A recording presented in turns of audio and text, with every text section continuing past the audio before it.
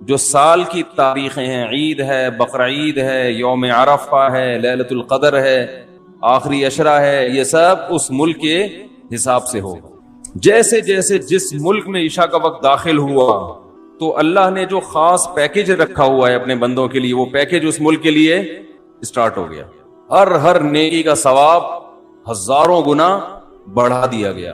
تو لیلۃ القدر رمضان کے آخری عشرے میں، اور رمضان کے آخری عشرے میں طاق راتوں میں امکان زیادہ، اور 27ویں میں اور بھی زیادہ. سمجھ رہے بات کو؟ اور آج کون سی رات ہے؟ 27ویں رات ہے. تو اس بات کا بہت امکان ہے کہ آج کون سی رات ہو؟ لیلۃ القدر. اس رات میں جس ملک میں یہ رات ہوگی وہاں فرشتوں کا نزول ہوگا، اور خاص طور پر جبریل علیہ الصلوۃ والسلام کا نزول. جیسے پیغمبروں میں سب سے افضل پیغمبر محمد صلی اللہ علیہ وسلم ہیں، تو فرشتوں میں سب سے افضل فرشتے کون سے ہیں؟ جبریل، جن کو اللہ نے روح الامین قرار دیا، مقدس روح. روح کیوں کہا؟ روح اس لیے کہا کہ روح جب ہماری باڈی میں ہوتی ہے تو ہماری باڈی زندہ ہوتی ہے. تو جبریل علیہ الصلوۃ والسلام ہماری روح کے لیے، روح کو طاقت بخشنے کا ذریعہ بنتے ہیں، کیونکہ وہ وحی لے کر آئے، اور وحی سے ہماری روحانی قوت، بولو نا بھائی، بڑھتی ہے. روحانی قوت کس سے بڑھتی ہے؟ وحی سے. عبادات ہمیں پتہ چلی وحی کے ذریعے، روزے ہمیں پتہ چلے وحی کے ذریعے. یہ آسمان سے کون سارے پیغام زمین پر نبی کے پاس لے کر آیا؟ جبریل علیہ السلام.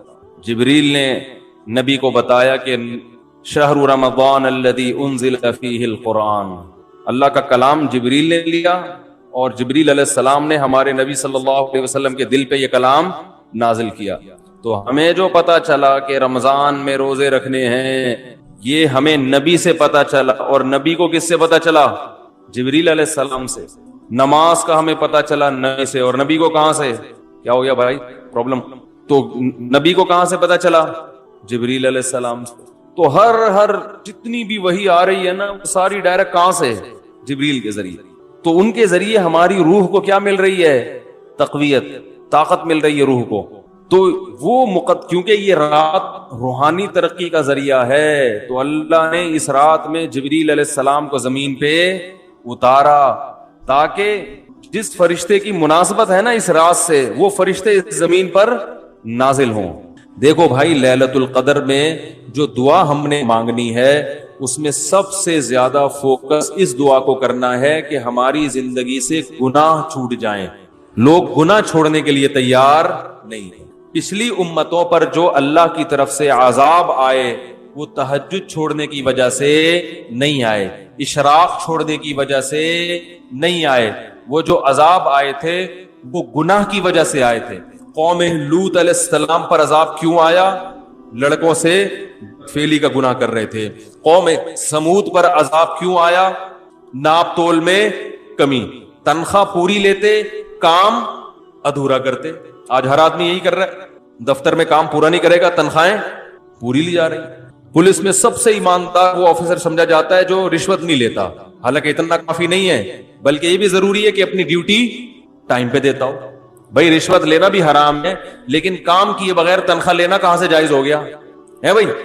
گورنمنٹ کے اداروں میں جو اسکول اور یونیورسٹیاں ہیں، وہاں پروفیسر حضرات اور ٹیچرز اگر وہ دل جمعی کے ساتھ بچوں کو نہیں پڑھا رہے ہیں اور سیلری پوری لے رہے ہیں، تو وہ سیلری قوم سمود میں داخل ہوگا کہ نہیں ہوگا؟ کہ کام ادھورا، اور جب حق لینے کی باری آئی پورا، اور دینے کی باری آئی تو اس میں ڈنڈی مارتے. کتنا قرآن مجید نے والدین کا حق بیان کیا ہے. لا تقل لہما اف، اف بھی نہیں کرنا ہے. بہت زیادہ قضا کا لفظ استعمال کیا. تیرے رب نے فیصلہ کر دیا کہ ماں باپ سے اچھا سلوک کرنا ہے، فیصلے کا لفظ استعمال کیا. کہتے ہیں نا عدالت نے فیصلہ سنا دیا، اس کی ویلیو ہوتی ہے. ایک جگہ فرمایا ووصینا، وصیت کر دی ہے. وصیت کہتے ہیں مرتے ہوئے جو انسان جو بات کہہ کے جا رہا ہوتا ہے. اللہ پر تو موت نہیں آتی، لیکن اللہ کہہ رہے ہیں اتنی تاکید سے یہ بات کہہ رہا ہوں جیسے کوئی دنیا سے جانے والا تاکید سے کہتا ہے نا، تو وہ معمولی حکم نہیں ہوتا، بہت سخت آرڈر ہوتا ہے. تو والدین کے بارے میں بھی اللہ نے کہا معمولی حکم نہ سمجھنا, بہت شدید آرڈر دے رہا ہوں کہ والدین کے ساتھ اچھا سلوک کرنا ہے, خدمت کرنی ہے. ایسے لوگ ہیں 10-10 سال سے والد صاحب قومے میں گئے ہوئے ہیں, خدمت کر رہے ہیں ان کی وہ. اور ایسے لوگ بھی, میں نے واقعہ سنایا تھا نا پچھلے ہفتے کا, اپنے باپ کو لے کے جا رہے ہیں ہاسپٹل, باپ بول رہا ہے زیادہ, تو ابا کو کہہ رہا ہے ابا چپ کر جاؤ ورنہ عیدی سینٹر میں جمع کرا دوں گا, چپ کر جاؤ ورنہ اولڈ ہوم میں جمع کرا دوں گا. زیادہ نہیں, یہ بہت گھٹیا جملہ ہے, بہت غلیظ جملہ ہے یہ. آپ نہیں کہہ سکتے باپ کو یہ جملہ, وہ جو مرضی بولے, آپ نے بہرحال اس کی خدمت کرنی ہے, ماں کی بھی اور باپ کی بھی, بہت بڑا حق ہے. تو لیلۃ القدر میں ان گناہوں سے توبہ کرنی ہے. اگر توبہ کی توفیق نہیں مل رہی تو اللہ سے توبہ کی توفیق مانگنی ہے کہ اللہ میرے باپ کے ساتھ میرا سلوک اچھا نہیں ہے, تو مجھے باپ کے ساتھ نرم لہجے میں بات کرنے کی توفیق عطا فرما. مائیں بیٹیاں ماؤں کے ساتھ اچھا سلوک نہیں کرتی, گریبان پکڑتی ہیں ماؤں کا, تانے دیتی ہیں. کہیں شادی ہو گئی نا بچے کی غلط سسرال, مائیں کو تانے دیں گی آپ نے کرایا یہ. وہ بھائی ماں کب بیٹی کے لیے برا سوچتی ہے, مقدر میں تھا ہو گیا, آپ نے کیا یہ آپ کی وجہ سے ہوا ہے. بہت غلیظ جملہ ہے, تانے دیے جا رہے ہیں, برا بلا کہا جا رہا ہے. تو اللہ سے ان بیٹیوں نے ہاتھ اٹھا کے توبہ کرنی ہے. اے اللہ ماں کے ساتھ بدسلوکی اس جرم سے میں توبہ کرتی ہوں, اے اللہ تو مجھے اس توبہ پر قائم رہنے کی توفیق عطا فرما. نبی صلی اللہ علیہ وسلم نے فرمایا وہ عورت جنت میں داخل نہیں ہو سکتی جس کی موت اس حال میں ہو کہ اس کا شوہر اس سے راضی نہ ہو. کتنی خواتین ہیں, شوہر بیسک حقوق ادا کر رہا ہے مگر اس سے تمیز سے بات بولو بھائی نہیں کرتے. سب سے بڑا حق تو والدین سے اطاعت میں تو اللہ نے عورت کے لیے شوہر کا حق والدین سے بھی زیادہ کر دیا. ہم کوئی انگریز تھوڑی ہیں کہ ہر آدمی اپنے اپنے طریقے کی زندگی گزار رہا ہے. وہاں میاں بیوی کا تعلق ایک قانونی ہوتا ہے, وہ تمیز سے بات کرو تو ہم بھی کریں گے, نہیں تو تم بھی نکلو یہاں سے, ہم بھی نکلو. کوئی ریلیشن تھوڑی ہے. سوشل ڈسٹینس کے پیپر لیے ہوئے ہیں میاں بیوی نے عدالت سے. میاں ادھر سوئے گا, بیگم ادھر. کوئی پوچھے بھائی وہ ادھر کیوں سو رہا ہے تم ادھر کیوں سو رہے, بھائی ہمارے پاس ڈاکومنٹس ہیں, گورنمنٹ نے ہمیں اجازت دی ہے کہ ہمارے آپس میں اختلافات, تم وہاں سو گے تم وہاں, تو بھائی وہ تھوڑا باہر نکل کے گلی میں سو جا پھر. تو یہ کوئی ریلیشن ہے؟ عجیب پاگلوں والی زندگی ہے. تو کتوں کو گلے لگا رہے ہیں, انسان سے دور. تو قربانی دینی پڑتی ہے رشتے نبھانے کے لیے. تو شوہر کا بہت بڑا حق ہے کس پر؟ بیوی پر. عورت کو وفا کرنی اپنے شوہر کے ساتھ. وہ اگر گھر میں نہیں ہے, سفر پہ گیا ہے, تو خیانت نہیں کرنی ہے. ایسے شخص سے بات نہیں کرنی ہے جس سے آپ کا شوہر بات کرنے سے خوش نہیں ہوتا. اجازت نہیں ہے. آپ جہاں میاں باہر نکلا فوراً فون ملا لیا, گپیں ہو رہی ہیں, میسج بازیاں چل رہی ہیں. اور مرد کو حکم ہے کہ وہ عورت کمزور اللہ نے پیدا کی تو اس کی کمزوری سے ناجائز فائدہ بولو بھائی نہ اٹھائے. آپ صلی اللہ علیہ وسلم نے حجۃ الوداع کے موقع پر جو خطبہ دیا نا, وہ آخری خطبہ, اس میں صحابہ کہتے ہیں ہم سمجھ رہے تھے کہ اب نبی دنیا سے جا رہے ہیں, تو آپ نے خطبہ دیا کہ اللہ نے ان عورتوں کو تمہارے ماتحت رکھا ہے, اس لیے نہیں کہ تم ظلم کرنا شروع کر دو, ان پر تمہاری اتنی اطاعت واجب ہے کہ تمہاری مرضی کے بغیر گھر سے نہ نکلیں, تمہاری مرضی کے بغیر کسی کو گھر میں داخل نہ ہونے دیں, اور تمہارے مال میں خیانت نہ کریں. فرمائے اس کے بعد تمہارے حقوق ہیں ان کے اوپر, تم پر حقوق ہیں ان کے. وہ کیا ہے کہ جو خود کھاؤ وہ ان کو کھلاؤ, جیسا خود پہنو ویسا ان کو پہناؤ. بعض عورتوں کی شکایت آتی ہے میاں گھر میں آتا ہے جیسے چنگیز خان یا ہلاکو خان گھر میں داخل ہوا ہے, تمیز سے نہ سلام نہ بات چیت, ہر وقت ناک پہ. دوستوں میں بیٹھے گا ہاں ہاں ہو بڑا اچھا, جیسے کسی دوست کو لا کے بٹھا دو نا ایک دم موڈ چین, اور ہاں ہاں بڑی گپ شپ. گھر میں جیسے ہی آئے گا جیسے کچھ چنگیز خان گھر میں داخل ہو رہا ہے. تو آپ صلی اللہ علیہ وسلم جب گھر میں آتے, امی عائشہ فرماتی ہیں مسکراتے ہوئے چہرے کے ساتھ مسکراتے ہوئے داخل ہوتے تھے. تو بھائی ان جرائم سے کیا کرنی ہے توبہ. اگر رشتہ داروں میں آپس میں کوئی بھائی بہنوں میں ناراضی چل رہی ہے تو آپ صلی اللہ علیہ وسلم نے فرمایا رشتہ داری توڑنے والا جنت میں بولو نا بھائی نہیں جائے گا. سگے بھائی سے ناراضی ہے, سال ہو گیا 2 سال ہو گئے, بھائی بھائی سے بات نہیں کر رہا, بہن بہنوں میں لڑائی ہوئی ہے. بھائی جب الگ الگ شادی ہو گئی, الگ الگ رہ رہے, ہم لڑکے کیا کرنا ہے, تم پہل کر کے دوستی کر لو. یا تو ایک ساتھ رہ رہے ہوتے ہیں نا, ہر وقت چپکے ہوئے پھڈے ہو رہے, تو ہم پھر خود ہی کہتے ہیں کہ سائٹ سوشل ڈسٹینس کا جو ہے نا سرٹیفکیٹ بنوا لو, پھر ہم خود مشورہ دیتے ہیں. جب الگ الگ ہے، وہ بہن اپنے میاں کے ساتھ رہ رہی ہے، وہ بھائی اپنی بیگم کے ساتھ الگ رہ رہا ہے، پھر کیوں لڑ رہے ہو؟ اگر لڑائی ہو گئی ہے سوری کرنے میں پہل کر لو. بھائی اس کی غلطی نہیں بھی آپ کی ہے تو آپ معافی مانگ لو گے تو ثواب ہی ملے گا نا. لوگ کہتے ہیں میں چھوٹا ہو جاؤں گا، تو نبی نے فرمایا من تواضع للہ رفعہ اللہ، جو اللہ کے لیے جھکتا ہے اللہ اسے اٹھا لیتے ہیں، بلند کر دیتے ہیں. تو رشتہ داری جوڑنے کے لیے اپنے خونی رشتوں کو ہدیہ دینا سیکھو. خونی رشتے، پیسے، سمجھ رہے ہو؟ دعوتوں سے دوستی نہیں ہوتی. لوگ کیا کرتے ہیں، آج بہن کو عید پہ ہم نے دعوت پہ بلا لیا، بہت اچھی بات ہے، بلائیں بہنوں کو. اصل چیز ہے کیش، یہ دینا چھوڑ دیا کیونکہ اس سے جان نکلتی ہے. پیسے نہیں دیے جاتے آج. منتیں مانیں گے روزے کی، منتیں مانیں گے نمازوں کی، صدقے کی منتیں مارکیٹ سے شارٹ. ٹھیک ہے نا، اے اللہ میرا یہ کام ہو جائے تو اتنے روزے رکھوں گا. خواتین بھی مانو اتنے روزے رکھوں گا. پہلے صحابہ جو منتیں مانتے تھے نا وہ یہ کہ میرا یہ کام ہو گیا تو اتنے پیسے صدقہ کروں گا. پیسے مارکیٹ سے کیا ہو رہے ہیں کہ اللہ تو میرا سارے بھی کام بنا دے، پیسے جیب کے کام ہی یہی ہے کہ پیسے بچ جائیں، یہی تو کام ہے. تو وہی کام میں کیسے قربان کر دوں؟ تو رشتہ داروں کو پیسے دیا کرو، پیسے، روکڑا، سمجھ رہے ہو؟ بھائی کو لفافے میں ڈال کے ڈالر دو، یہ ہدیہ ہے آپ کو. اگر وہ اپنی توہین محسوس کرتا ہے، چھوٹا بھائی مجھے کیوں ہدیہ دے رہا ہے، سائٹوں سے بھجوا دو. کسی دوست کو بولو یہ تم دے دینا، میرا نام نہیں آنا چاہیے. نہیں یار میرا خیال بات. بہنوں کو ہدیہ دے دیا کرو. زکات دے رہے ہوتے ہیں بہنوں کو، ٹھیک ہے زکات بھی دینا جائز ہے، ثواب ملے گا، لیکن زکات دینے کا مقصد ہوتا ہے کہ اب اپنی ذمہ داری ہماری کیا ہو گئی پوری. بھائی زکات تو غریبوں کا حق ہے، بہن غریب ہے تو ایک تو اس لحاظ سے، لیکن بہن کا حق تو اس لحاظ سے بھی ہے کہ وہ بہن ہے، اس کو تو زکات کے علاوہ بھی دو نا بھائی. تو خونی رشتوں کا جو حساب کتاب ہے وہ کیا ہو رہا ہے، ختم. ایک بات میں خواتین سے کہتا ہوں، آپ کے بچوں پہ اگر آپ کا دیور ہاتھ اٹھائے تو آگے سے بولا مت کرو. بچے پہ باپ کا بھی حق ہے، چچا کا بھی حق ہے تربیت میں. وہ بھی تو لگتا ہے نا کچھ. چچا نے اگر اپنے بھتیجے پہ سختی کی، ڈانٹ دی، تو بچے کو یہ نہ سکھایا کرو کہ تم کون ہوتے ہو میری اولاد پہ ہاتھ اٹھانے والے. بچے کو بتاؤ کہ یہ بھی آپ کے چاچو ہیں، ان کا بھی رشتہ ہے، یہ بڑے ہیں، اگر انہوں نے کبھی ہاتھ اٹھا لیا، کبھی سختی کر لی تو بیٹا برداشت کرنا ہے. فوراً لڑائی شروع ہو جاتی ہے. دیور نے ہاتھ اٹھا کے مارا تو اپنے میاں کو بتاتی ہیں بھائی کہ آپ تو چلو باپ ہو، یہ کون ہوتا ہے ہمارے معاملات میں دخل اندازی کرنے والا. وہ پھر کبھی بھی دخل اندازی نہیں کرے گا. جاؤ تمہارے بچے تم سنبھالو. پھر وہ جب بھتیجی بڑی ہوگی، اس کی شادی بھی فکر ہوگی، تمہاری ٹینشن ہے، ہماری ٹینشن. ارے بول لو نا یار، نہیں ہے ہماری ٹینشن نہیں. پھر جب وہ بیٹا بڑا ہوگا، اس کو روزگار کی ضرورت ہوگی، چاچو بولے گا تمہاری ٹینشن ہے، میری ٹینشن نہیں ہے. میں کیوں تعاون کروں بزنس میں، میں کیوں جاب دلواؤں، میرے تعلقات ہیں میں کیوں دلواؤں، میرا کیا ہے. ہاتھ تو اٹھانے دیا نہیں، اس وقت غیر تھا، اب اپنا کیسے بناؤں. ہم تو بھائی اپنے باپ سے بھی پٹے ہیں الحمدللہ، ابا سے تو بہت ہی پٹے ہیں، تمیز سے، طبیعت سے. اماں سے بھی پٹے ہیں، بھائیوں سے بھی پٹے ہیں. اور ہمارے بچے ہیں، ہمارے بھائی ان کو ڈانٹ دیں، ہم نے تو کبھی نہیں کہا کہ بھئی کیوں.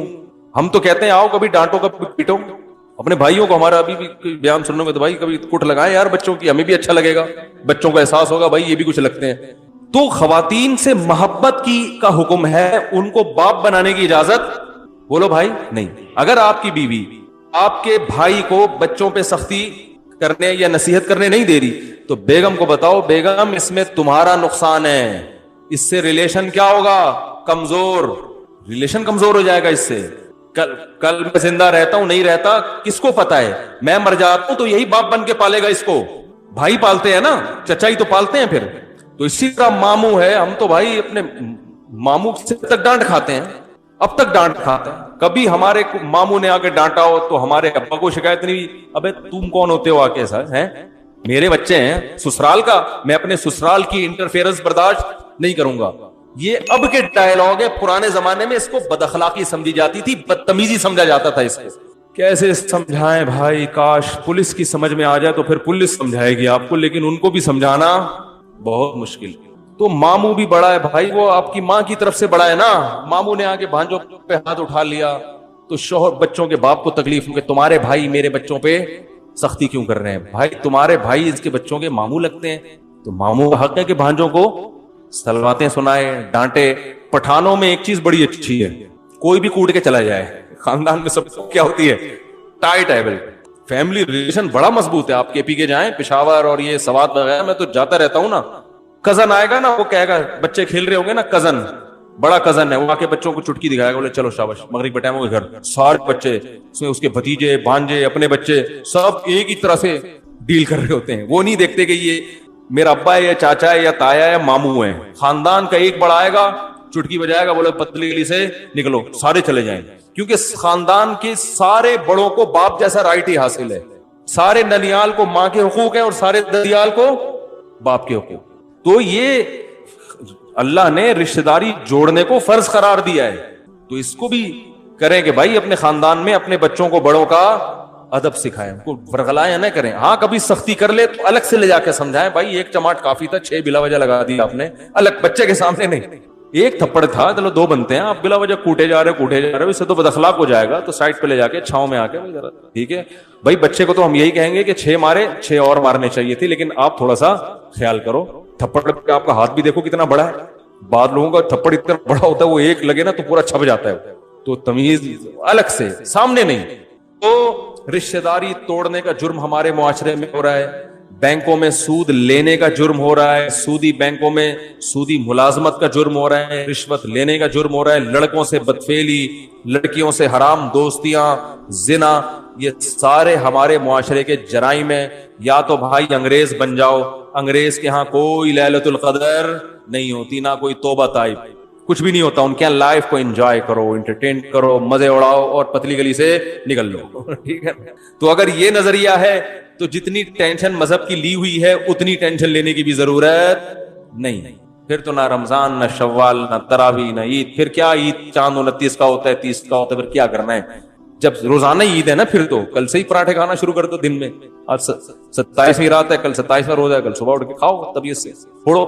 انگریز تو سارے انگریز صبح اٹھ کے روزہ رکھیں گے, کل ہیں پھوڑیں گے, برگر کھائیں گے, پیزا کھائیں گے. ان کو تھوڑی اس سے ٹینشن ہے رمضان کیا ہے, شوال کیا ہے, حج کیا ہے, حج ہوگا کہ نہیں ہوگا. لوگ پوچھ رہے ہیں نا, گورے نے کبھی پوچھا حج ہو رہا ہے کہ نہیں ہو رہا؟ کہ بھائی تمہاری ہڈی کا ہمارا نہیں ہے. تو یا تو مکمل گورے بن جاؤ, اور اگر مکمل گورے نہیں بن سکتے تو بھائی اگر آخرت پر ایمان ہے تو پھر بڑے بڑے جرائم.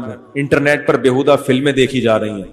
کچھ چیزیں ایسی ہیں, بس یہ آخری بات کر کے بیان ختم کرتا ہوں, کچھ چیزیں ایسی ہیں جن کی باڈی کو لت پڑ جاتی ہے, تو ان میں صرف توبہ کافی نہیں ہوتی, کسی سے کاؤنسلنگ کی ضرورت ہوتی ہے. جیسے چرس کی عادت پڑ گئی یا ہیروئن کی عادت پڑ گئی, کسی ہیروئن جی نے ہمارا بیان سنا اور توبہ کر لی جا کے, آئندہ ہیروئن نہیں پیوں گا, تو کیا خیال ہے نہیں پیے گا آئندہ؟ وہ تو ابھی پی کے آیا تھا نا, اس لیے توبہ کر لی, ابھی تو ٹھنڈا ہوا ہے. جب ہیروئن کی طلب پیدا ہوگی تو جسم مچلے گا, چاہیے چاہیے. مفتی صاحب بیان کر رہے تھے, قرآن میں آتا ہے حرام, حدیث میں حرام, جہنم کی آگ, چولہے پہ جائے گا, آگ دیکھے گا, بڑی خطرناک ہے بھائی. لیکن جو آگ اندر جل رہی ہے تو یہ باڈی کی ریکوائرمنٹ ہوتی ہے. تو ایسے ہیروئن چی کو کہا جائے گا بھائی ہیروئن سے توبہ بھی کرنی ہے اور فوراً قریبی ڈاکٹر سے رجوع بھی کرنا ہے, کہ وہ ہیروئن کے علاوہ کوئی ایسا ٹیکا فی الحال لگا دے, چرس پہ لے آئے, ٹھیک ہے, چرس تھوڑی سی خالص چرس پہ لا دے آپ, وہ آہستہ آہستہ آہستہ آہستہ کیا کرے گا, چھڑوائے گا. تو جن لوگوں کو انٹرنیٹ پر فحش فلموں کی عادت پڑ جاتی ہے, یہ عادت باڈی کی ریکوائرمنٹ ہوتی ہے. پھر وہ توبہ کر بھی لیتے ہیں نا تو تھوڑے دنوں میں پھر خیالات, پھر ایک جسم جو ہے نا تڑپنا شروع ہوتا ہے. تو ایسے موقع پہ کسی اللہ والے سے اصلاحی تعلق بھی ضروری. اور میں ایسے نوجوانوں کو کہتا ہوں کسی ماہر نفسیات سے بھی رابطہ کرو جو خود یہ فلمیں نہ دیکھتا ہو, کیونکہ بعض ڈاکٹر خود ہی یہ کام کر رہے ہوتے ہیں, ان کو یہ برائی سمجھتے ہی نہیں ہے اس کو, کہنے کیا ہے نفسیات, انٹرٹین تھوڑا سا, وہ ان کی اپنی انگلش ہوتی ہے ان کی. بعض ڈاکٹر الٹا لوگوں کو الٹے کاموں پہ لگا رہے ہوتے ہیں, کہہ رہے ہیں یار اتنا بھی اسٹریس جو ہے نا لائف میں صحیح نہیں ہے, اسٹریس کو ختم کرنے کے لیے. حالانکہ اس سے اسٹریس ختم نہیں ہوتی, اسٹریس بڑھتی ہے. جیسے کوئی کہے اسٹریس ختم کرنے کے لیے ہیروئن پی لو, پینے کے بعد تو ایسی اسٹریس ختم ہوگی کہ آپ کو لگے گا دنیا میں مجھ سے زیادہ خوش کوئی ہے نہیں, لیکن اسٹریس اس سے بڑھتی ہے, پھر اور مانگے گا اور پھر اسٹریس سے ہی مر جائے گا وہ جا کے. تو ایسے ہی یہ جو فحش چیزیں دیکھی جاتی ہیں یہ اسٹریس کو وقتی طور پہ ختم کرتی ہیں, حقیقت میں اسٹریس کو بڑھاتی ہیں. ایسا آدمی خوش نہیں رہ سکتا. تو کسی کو زنا کی عادت پڑ گئی اور کسی اور طرح سے اپنی خواہش پوری کرنے کی عادت پڑ گئی, انٹرنیٹ پر فحش فلمیں دیکھنے کی عادت پڑ گئی, تو توبہ بھی کرنی ہے اور ساتھ ساتھ علاج کے لیے جسمانی اور روحانی دونوں معالج سے رابطہ بھی کرنا. جسمانی معالج تو ماہر نفسیات ہیں, بہت سے ماہر نفسیات کو اللہ نے بڑی مہارت دی ہوتی ہے, ان سے رابطہ کریں. ملک میں بہت ہیں, کراچی میں بہت ہیں, ان کے پاس جائیں, بولیں بھائی, اگر وہ کہنا کوئی فرق نہیں پڑتا, بولو بھائی فرق پڑتا ہے, مجھے یہ بیماری چھڑواؤ, ٹھیک ہے نا, مجھے یہ عادت چھڑوانی ہے, میں آپ کو فیس اسی چیز کی دوں گا, جس دن آپ نے چھڑوا دیا اتنے پیسے آپ, لیکن وہ ایڈوانس میں لے لیتے ہیں فیس, تو کچھ خرچ کرو نا اللہ کے لیے. تو ماہر نفسیات کے پاس بھی جائیں اور اللہ والوں سے اصلاحی تعلق بھی قائم کریں. کسی بزرگ سے بیعت ہو, ان کو بتائیں. تو آپ کو ایک نسخہ میں ویسے ہی بتا دیتا ہوں کہ کوئی بزرگ نہیں مل رہے, بزرگ بھی مارکیٹ سے شارٹ چل رہے ہیں آج کل, لوگ کہتے ہیں, حالانکہ ہول سیل کے حساب سے بزرگ موجود ہیں, لیکن کسی بزرگ سے مناسبت ہونے میں ٹائم لگتا ہے. پھر بزرگوں کے پاس رش اتنا ہے کہ وہ نمبر ہی نہیں آتا لوگوں کا کہ وہ آپ کو ٹائم دے. تو اس میں پھر یہ ہے کہ اگر آپ کے ساتھ کوئی ایسا مسئلہ ہے تو بھائی کچھ علاج میں بتا دیتا ہوں. سب سے پہلا, تبلیغ میں 4 مہینے کے لیے نکل جاؤ. ایسی کی 4 مہینے تو کچھ دیکھنے کو نہیں ملے گا, اس سے نہ دیکھو, جیسے گناہ کرنے کی عادت پڑتی ہے کر کے, تو چھوٹنے کی عادت پڑتی ہے چھوڑ کے. کچھ دن دل مچلے گا, جب ایک طویل عرصے تک نہیں دیکھو گے تو پھر دیکھنے کی عادت ختم. کچھ دن تو مچلے گا دل, 4 مہینے کے بعد دل کرے گا بھاگوں یہاں سے میں. لیکن تبلیغ میں ایک ماحول ملتا ہے, بہت دن تک گناہ سے دور رہیں گے تو انشاءاللہ عادت چھوٹ جائے گی. واپس آئے, پھر شیطان نے ورغلا کے گناہ کروا دیا, دوبارہ نکل لو. ایسی کی بولو نا, ایسی کی تیسی اس لیے کہہ رہا ہوں کہ پھر کاروبار, دکان کا ہر بھاڑ میں جائے کاروبار. پہلے انسان کا بچہ تو بنے آدمی, وہ تھوڑا نقصان کر لو کچھ نہیں ہوتا. پڑھائی اگلے سال ہوئی, کورونا کی وجہ سے اگلے سال ویسے ہی ہو رہی ہے نا, تو ایک اپنی اصلاح کی وجہ سے ہو جائے گی. تھوڑی قربانی دو گے تو بھائی دین آئے گا. تو تبلیغ میں بہت فائدہ ہوتا ہے. ایک کام سمجھ میں آ گیا, یہ ان لوگوں کے لیے جن کو اصلاحی تعلق فی الحال میسر نہ ہو, ورنہ تو اصل تو یہ کسی شیخ سے, بزرگ سے بیعت ہو جاؤ. دوسرا کام یہ کرنا ہے کہ اپنے آپ کو بے لگام نہیں چھوڑنا ہے. آپ نے انٹرنیٹ پر بیہودہ فلمیں, فحش فلمیں دیکھنے سے توبہ کر لی, اور کوئی برائی سے توبہ کر لی, توبہ تو لازمی کرو, صحیح ہے نا, پکی ڈھکی توبہ. لیکن ایک ارادہ کرنا ہے کہ آئندہ مجھ سے اگر شیطان نے گناہ کروایا تو یہ گناہ فری میں نہیں پڑے گا. اپنے آپ کو بولو اس کی تمہیں قیمت, بولتے کیوں نہیں, دینی پڑے گی. اور قیمت اپنے جسم کو نقصان پہنچا کے بھی, اور اپنے آپ کو مالی نقصان بھی پہنچا. سمجھ میں نہیں آ رہی بات؟ پینلٹی لگے گی بھائی, جرمانہ ہوگا. اب وہ ہر آدمی اپنی تنخواہ کے حساب سے, آپ کی تنخواہ 1 لاکھ ہے, 10,000 20,000, اور خرچے بھی دیکھو نا. پتہ چلا جرمانہ اتنا دے دیا کہ کھانے کے لیے گھر میں روٹی ہے نہیں, فلمیں ہی دیکھ رہے سارا دن بیٹھ کے, اب کوئی کرنے دھرنے کا کام ہے ہی نہیں. اتنا زیادہ جرمانہ نہ ہو کہ بچے متاثر ہوں, ان کی فیسیں ہی نہیں جا رہی, یا کوئی چھڑے چھاٹوں میں, یہ کنواڑوں میں زیادہ ان کے تو فیسوں کے مسئلے نہیں ہوتے, یہ زیادہ بیماری چھڑے چھاٹوں میں ہوتی ہے. اور جس چھڑے چھاٹ نے بیماری چھوڑی نہیں نا, کم وقت شادی کے بعد چھوڑتا نہیں ہے, پھر وہ دنیا چھوڑ دے گا, یہ بیوی چھوڑ دے گا, یہ بیماری نہیں چھوڑتا وہ. تو اپنے علاج کی فکر کرو, ورنہ قبر میں بھی یہی دل چاہے گا جن کو یہ لت پڑ جاتی ہے.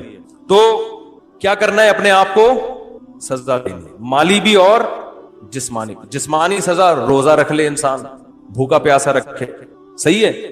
یا روزہ نہیں رکھ سکتا, بھائی اگر مجھ سے یہ گناہ ہوا تو میں 24 گھنٹے کے اندر 50 رکعتیں, 100 رکعتیں نوافل کے پڑھوں گا. وہ اتنے زیادہ بھی سزا نہ ہو کہ پڑھنا ہی مشکل ہو جائے, اتنی ہلکی بھی نہ ہو کہ سزا کا عنصر اس میں سے ختم ہو جائے. تو اصلاحی تعلق میں فائدہ ہوتا ہے کہ ہر بزرگ ہر ایک کے حالات دیکھ کر اس کے لیے خود سزا تجویز کرتے ہیں کہ آپ کی تنخواہ اتنی, آپ کم از کم اتنے پیسے صدقہ کرو. اب آپ نے اگر کہا کہ 5 روپے صدقہ کروں گا اگر مجھ سے گناہ ہوا, تو آپ کہو گے دیکھتے رہو, شام کو 100 روپے دے دوں گا, کیا جا رہا ہے 100 روپے میں. اور آپ نے کہا 5 لاکھ صدقہ کروں گا, تو بس ایک ہی دفعہ ہوگا صدقہ, اس کے بعد دوبارہ گناہ تو ہوگا, صدقہ نہیں ہوگا. تو وہ اپنے حالات دیکھ کر, نہ اتنا تگڑا جرمانہ ہو. بھائی لائف جا رہا ہے بیان, کتنے لوگ ہیں, چلو اچھی بات ہے, کام کی بات ہے نا, لوگوں سنیں. 5,000 روپے آپ نے اپنے اوپر متعین کر لیے کہ میں صدقہ کروں گا. ایک نارمل تنخواہ والے کے لیے یہ ٹھیک ہے. پھر یہ بھی دیکھنا ہے کہ یہ گناہ بار بار ہوگا تو بار بار صدقہ کرنا ہے. تو اتنی کیونکہ ایک دم سے نہیں چھوٹتی یہ چیزیں. حوصلے والے لوگ تو ہیں کہ چھوڑا تو بس چھوڑ دیا, لیکن ایسے حوصلے والے مارکیٹ میں شارٹ ہے نا. اصل تو حوصلہ یہ چھوڑ دیا تو چھوڑ دیا, ایسے مر جائیں گے نا, کوئی بات نہیں, مر جائیں. جگر مراد آبادی نے شراب سے توبہ کی تھی تو بیمار ہو گئے, مرنے لگے, تو ڈاکٹروں نے کہا, حکیموں نے کہا کہ تھوڑی سی پی لیں. انہوں نے کہا مر جائیں گے نا, تو کیا ہو گیا بھائی, جنت میں چلے جائیں گے. جب شراب سے توبہ جنت میں جانے کے لیے تو کی ہے, تو مر گئے تو اور کیا چاہیے. لیکن ایسا اسٹیمنا یہ جگر کا ہو سکتا ہے، جس کے جگر نہیں ہے ہر ایک کے پاس ایسا جگر ہوتا نہیں. تو اصل تو یہ ہے، نہیں چھوٹ رہا تو بھائی فری شیطان کو بے لگام نہ کر دو، سزا دو. جیسے ہی گناہ ہوگا 2 رکعت توبہ کے ساتھ گڑ گڑانا بھی ہے کہ اللہ ہو گیا اب نہیں کروں گا. صحیح ہے نا؟ شیطان کہے گا پہلے بھی تو یہی کہا تھا اب نہیں کروں گا، دوبارہ یہی کہہ رہے اب نہیں کروں گا. تو شیطان کو بولے جب اللہ توبہ قبول کرنے کے لیے تیار ہے تو تیرے پیٹ میں مروڑ کیوں ہو رہا ہے؟ صحیح ہے نا؟ شیطان پتہ ہے توبہ چھڑوا دیتا ہے، کہہ رہے تیرے سے تو بار بار یہی کہہ کے جاتا ہے پھر کر لیتا ہے، تو چھوڑ اب نہیں کر. تو شیطان سے بول کہ جب گناہ کرتے ہوئے شرم نہیں آ رہی تھی، حالانکہ توبہ کر کے گیا تھا نا، تو توبہ کرتے ہوئے شرم کیوں آئے بھائی؟ شرم تو گناہ کرتے ہوئے آنی چاہیے تھی کہ ابھی توبہ کر کے گیا ہوں پھر گناہ کر رہا ہوں. کرتے ہوئے شرم نہیں آ رہی، گناہ کرتے ہوئے توبہ کرتے ہوئے شیطان جو ہے نا آپ کو شرمیلا بنانے کی کوشش کر رہا ہے. تو کیا کرنا ہے؟ گناہ ہو جائے تو فوراً سب سے پہلے تو 2 رکعت پڑھ کے اللہ سے معافی مانگ کے توبہ، اور فوراً اپنے اوپر جو آپ نے پہلے سے سوچا ہوا تھا، اس وقت نہیں سوچنا، پہلے سے سوچا ہوا تھا اگر یہ گناہ ہو گیا تو اتنے پیسے صدقہ کروں گا یا نہیں، اتنے پیسے بھی اور اتنے روزے بھی یا اتنی نمازیں، جسمانی سزا میں نماز یا روزہ اور مالی سزا میں پیسے. بعض لوگوں کی طبیعت میں سخاوت ہوتی ہے، وہ گناہ کرتے ہیں وہ پورے پیسے ہی اڑا دیتے ہیں، ان پہ پھر اس کا اثر نہیں ہوتا. لہذا ہم دونوں سزائیں بتاتے ہیں کہ جسمانی بھی ہو اور مالی بھی ہو. سمجھتے ہیں کہ نہیں سمجھتے ہیں؟ تو یہ پھر خود سے متعین کرنا ہے. اس سے کیا ہوگا کہ چپت پڑنا جب شروع ہوگی، کہتے ہیں نا آئینہ بنتا ہے رگڑے لاکھ جب کھاتا ہے دل، کچھ نہ پوچھو دل بڑی مشکل سے بن پاتا ہے دل. دل کے جب رگڑے لگتے ہیں تو آہستہ آہستہ چمک پیدا ہونا شروع. تو گناہ کے بعد جب سزا ملے گی تو پھر اگلی دفعہ گناہ کرتے ہوئے خیال آئے گا کہ یار جیب سے پیسے نکلیں گے، سوچ لے سارے پیسے اسی میں اڑانے ہیں کیا. لیکن ایک بات خوب سمجھ لو کہ پھر بھی گناہ ہو سکتا ہے، پھر صدقہ ہوگا، پھر گناہ ہوگا، پھر شیطان حملہ کرے گا کہ یار صدقہ کرنے سے بھی فائدہ نہیں ہو رہا، لہذا صدقہ کرنا چھوڑ دے. یہ شیطان کا حملہ ہے. فائدہ ہو رہا ہے، آہستہ آہستہ ہو رہا ہے، آپ کو محسوس نہیں ہو رہا. یقیناً جتنا پہلے کرتے تھے اس میں لازمی کمی آئے گی. سمجھ میں آ رہی ہے بات؟ کمی آنا شروع ہوگی. یہ ایسا ہی ہے جیسے آپ کو کسی نے کہا کہ جم جاؤ ویٹ اٹھاؤ تو طاقت آئے گی. اب آپ نے پہلے دن بٹن اٹھائے نا تنکے کے دونوں طرف. ہمارے ایک دوست تھے بہت ہی باریک سے، کہہ رہے تھے میں چاہتا ہوں موٹا ہو جاؤں. میں نے کہا جم جایا کرو. تو میرے سے وزن ہی نہیں اٹھتا. میں نے کہا لائٹ ویٹ اٹھا لو یار، 5-5 kg اٹھا لو. کہہ رہے نہیں 5-5 kg. میں نے کہا 2.5 kg اٹھا لو.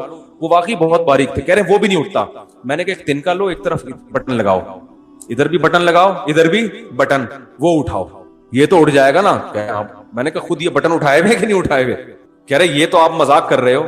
میں نے کہا آپ کون سا آپ بھی تو مذاق ہی کر رہے ہو بھائی. کوئی تو ایک حد ایسی ہوگی جہاں ویٹ آپ سے اٹھے گا. تو یہ بٹن اٹھاؤ تنکے سے، پھر 2 بٹن لگا دو، پھر ویسٹ کوٹ کے بٹن بڑے والے لا کے لگا دو. ایک دن آئے گا انشاءاللہ بٹن کی جگہ لوہے کی پلیٹیں آ جائیں گی.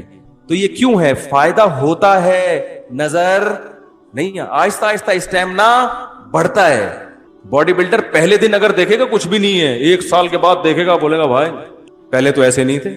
پہلے تو قمیض اتارتے تھے، ڈاکٹر کو ایکس رے کرنے کی ضرورت پڑتی نہیں تھی، یہیں سے نظر آ جاتا تھا پھیپھڑوں میں کتنا پانی آیا ہوا ہے. ٹھیک ہے نا؟ تو آہستہ آہستہ ہوتا ہے. تو اسی طرح یاد رکھو جب پینلٹی لگاؤ گے اپنے اوپر، جرمانہ دو گے، توبہ بھی کرو گے، لگے گا تو یہ کہ کوئی فائدہ نہیں ہو رہا، لیکن آہستہ آہستہ فائدہ. بھائی 10-15 سال کی عادت ہے، 2-4 سال تو لگ سکتے ہیں نا چھوٹنے میں. تو ہمت نہیں ہار نہیں، ٹھنی اس سے ہے دشمنی عمر بھر کی، کبھی وہ دبا لے کبھی تو دبا لے. شیطان سے پھڈا ہمیشہ کا ہے، ابھی تک تو شیطان ہی دباتا رہا ہے. آج ہم بھی ٹرائی کرتے ہیں، دبانے کی کوشش کرتے ہیں نا. ایک دن آئے گا انشاءاللہ کچھ چل دو گے شیطان. تو مایوس نہیں ہونا ہے، چھوڑنے کی کوشش بولو نا بھائی کرنی. دوسری بات یہ کہ بالفرض گناہ اگر نہیں چھوٹا، آپ صدقہ بھی کر رہے ہیں، روزہ بھی رکھ رہے ہیں یا نمازیں بھی پڑھ رہے ہیں کفارے کے طور پہ، اصل تو یہ کہ چھڑوانا ہے گناہ. ایسی کی چھوڑ کے دنیا چھوڑنے سے پہلے گناہ چھوڑنا ہے، کیونکہ اس کا انجام اچھا نہیں ہے. لیکن اتنا فائدہ تو ہوگا نا اگر بالفرض نہیں چھوٹا. شیطان کہہ رہا ہے یہ تیرے سے نہیں چھوٹے گا، تو خام خام میں صدقے کر رہا ہے. تو شیطان کو بتائیں یار کم از کم اتنا تو ہو رہا ہے نا کہ ترازو کے ایک پلڑے میں اگر گناہ آ رہے ہیں تو دوسرے پلڑے میں نیکیاں بھی تو جمع ہو رہی ہیں نا. کیا خیال ہے بھائی؟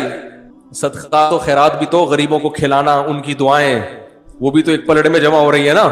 تو اصل تو یہی ہے کہ گناہ سے تو بہرحال بچنا ہی بچنا ہے. ایک گناہ بھی عذاب جان بن سکتا ہے, لیکن شاید قیامت کے دن اللہ کی رحمت ہو جائے, اللہ کہیں یہ تیرے گناہ ہیں لیکن فلاں موقع پہ تو نے روزہ رکھا تھا, فلاں موقع پہ تو نے نماز پڑھی تھی, تیرا دل نہیں چاہ رہا تھا, نفس کو مار کے تو نے نماز پڑھی تھی سزا کے طور پر, یا تو نے صدقہ کیا تھا حالانکہ تیرا پیسہ خرچ کرنے کا دل نہیں چاہ رہا تھا, تو اس نیکی کا ہو سکتا ہے وزن آپ کے گناہوں کے وزن سے زیادہ ہو جائے. نہیں آ رہی بات؟ تو ادھر کچھ برے کام کر رہے ہو تو کچھ اچھے بھی تو لگا لو نا. تو چلو ادھر گناہ بڑھ رہے ہیں, ادھر نیکیوں کا گراف بھی تو اوپر جائے گا, تو کچھ تو سزا ملے گی, تو اس میں کچھ تو کمی ہو جائے گی نا آخرت میں. اور یہ بھی ہو سکتا ہے کہ فل